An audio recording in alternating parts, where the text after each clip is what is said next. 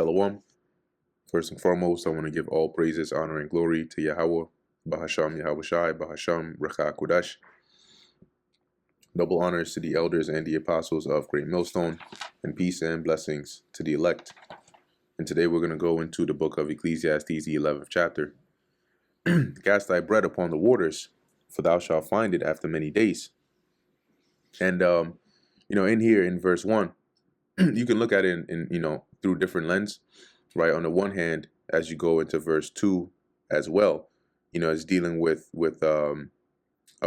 investments, right? On a carnal level, where you give what you have in hopes of getting it back, again. So here it can be casting your bread upon water. It's not like literally taking your bread and throwing it onto the water, but it's like a metaphorical expression for, in the ancient world, if you had like grain or some merchandise, when you cast it upon water, it's like you invest it by ship or by sea, because you would have traders and merchants that would take goods from one area across the waters to another, and the waters being uncertain, right? Like you don't know what would happen. You don't know if you'd be able to get your your share of the gain back based on what you gave up. Okay, but take it across the sea, right? Different lands, and they would basically trade. So it's kind of like making those investments.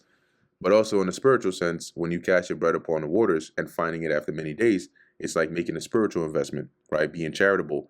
You give what you have to help. When you cast it upon waters, it's like you don't expect it to come back, right? You give cheerfully, a cheerful giver, and you're gonna find it after many days. So some long time down the line, the Lord will repay you. And sometimes blessings come your way and you don't even remember why, but it could be due to something, charitable that you did, years ago without expecting anything in return.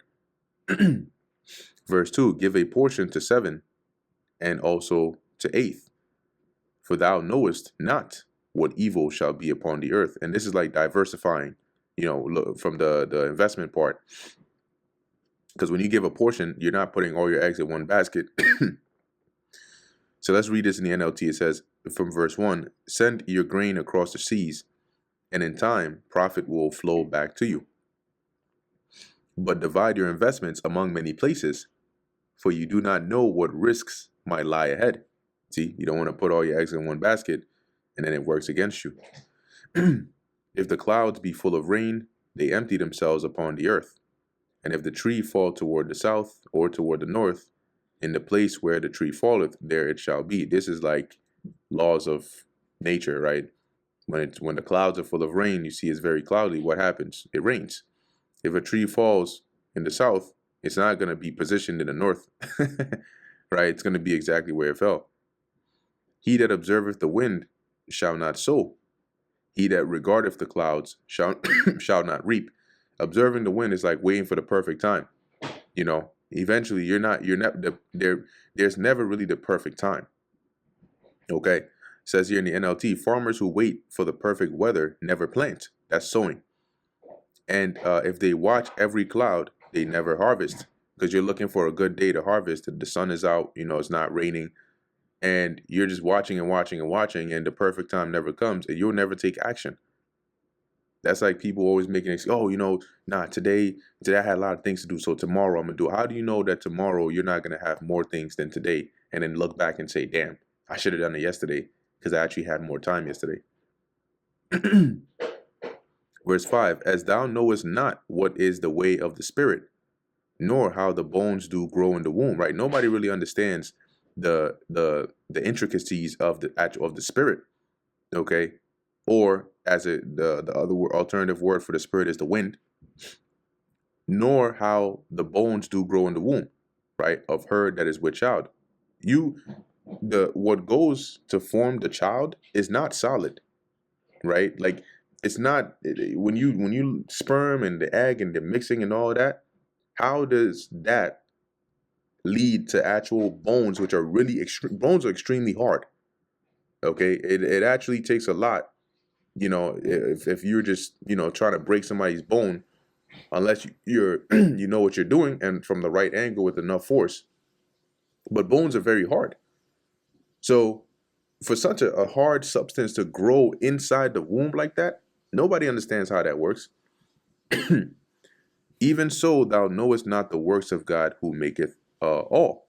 See, so just like you don't, these are basic things in the sight of the Lord, and just like we don't understand how these things happen, you can't comprehend in fullness the works of the Lord. In the morning sow thy seed, and in the evening withhold not thine hand, for thou knowest not whether shall prosper, either this or that, or whether they both shall be alike good. So in the morning you labor, you sow your seed. Don't just say, okay, I'm good because I did it in the morning. If you have opportunity in the evening, sow some more, right? Or invest in something, or put your hands to work, because you never know which of the two was going to prosper. What you sowed in the morning, or what you sowed in the evening, or maybe if you're blessed enough, both of them might prosper, and then you have more. Truly, the light is sweet, and a pleasant thing for the eyes to behold the sun. Yeah, who doesn't like a good sunrise, right? But it's necessary because it gives light, and we're able to use that to get around and do what we got to do, right? When you actually look at the essential, the importance, let me put it that way, of the sun, it's not just for sunlight; it's also for heat. If the sun never came up, if the Lord took away the sun, we would freeze.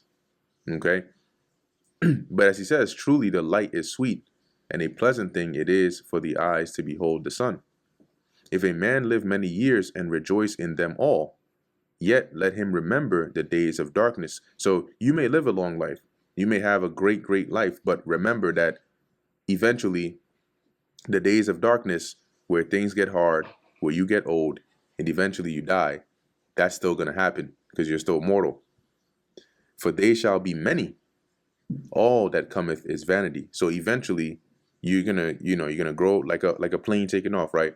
You're gonna go. You're gonna hit your peak, and then eventually you're gonna start to decay. You're gonna start to go into vanity. You're gonna start to go into that long slumber. Verse 9: Rejoice, O young man, in thy youth, and let thy heart cheer thee in the days of thy youth, and walk in the ways of thine heart, and in the sight of thine eyes. But know thou that for all these things God will bring thee into judgment. So enjoy your youth, enjoy the strength, enjoy the the the good old days, right? Because you're only gonna get older. You're not getting any younger. And walk in the ways of your heart, right? Do the things that you desire to do, right? The things that are pleasing for you to do. But keep in mind that all your actions have consequences, and everything you do, the Lord is watching, and he will bring judgment based on what you do.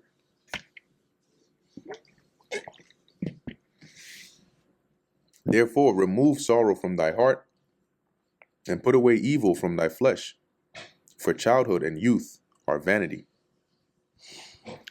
In the NLT, it says, so refuse to worry and keep your body healthy. But remember that youth with a whole life before you is meaningless. NIV, so then banish anxiety from your heart and cast off the troubles of your body, for youth and vigor are meaningless. Meaning, like, eventually it's that in itself is also gonna pass. And before you know it, you're gonna turn around and be like, damn, now you having back pain, you're not able to spring out of bed like you used to. Okay, you gotta one foot in front of the other.